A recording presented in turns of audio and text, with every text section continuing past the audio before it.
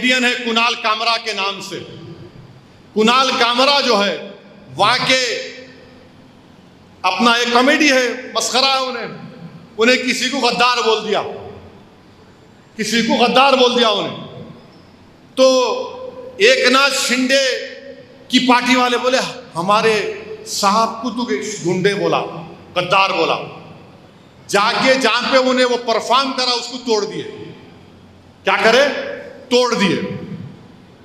अब हम फडणवीस से, नरेंद्र मोदी से पूछ रहे हैं, महाराष्ट्र में एक बाबा हैं जो रसूलुल्लाह सल्लल्लाहु अलैहि वसल्लम की शान में गुस्ताखी करने की कोशिश की है।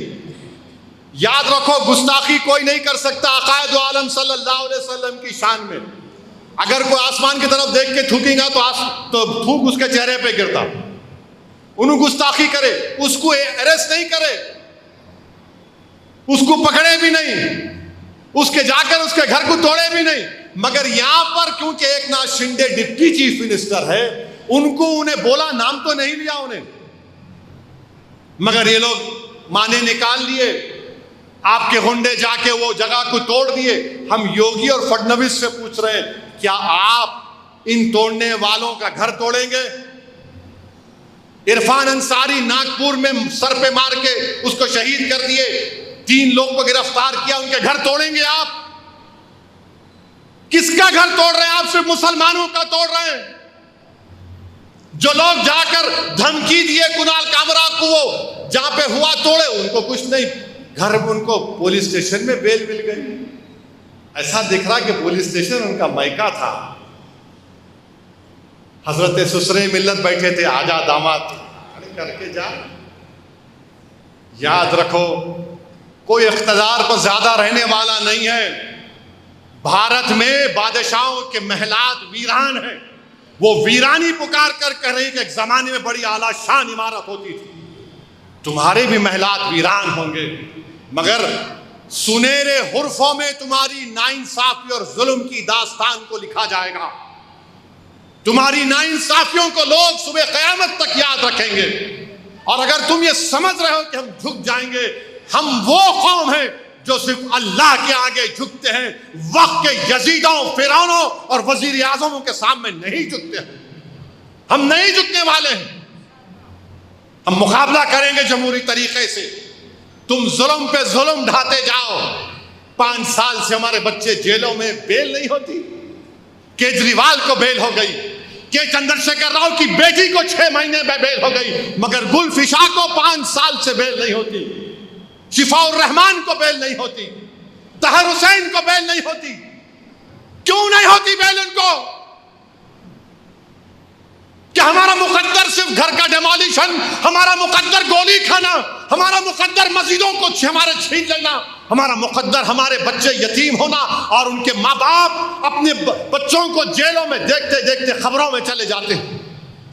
मेरे अजीज दोस्तों और बुजुर्गों, ये हमारे मुल्क में हो रहा है। यकीनन ये बहुत खूबसूरत मुल्क हमारा।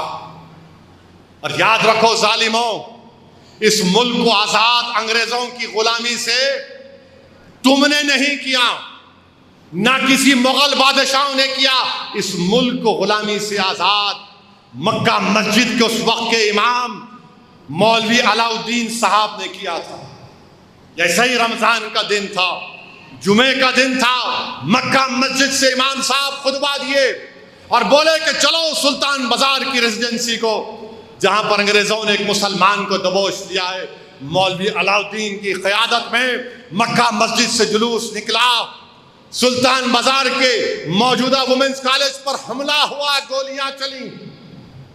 इस सरजमीन को एजाज हासिल हैदराबाद को कि काला पानी में सबसे पहला मुल्जिम अगर कोई था तो मक्का मस्जिद का इमाम था।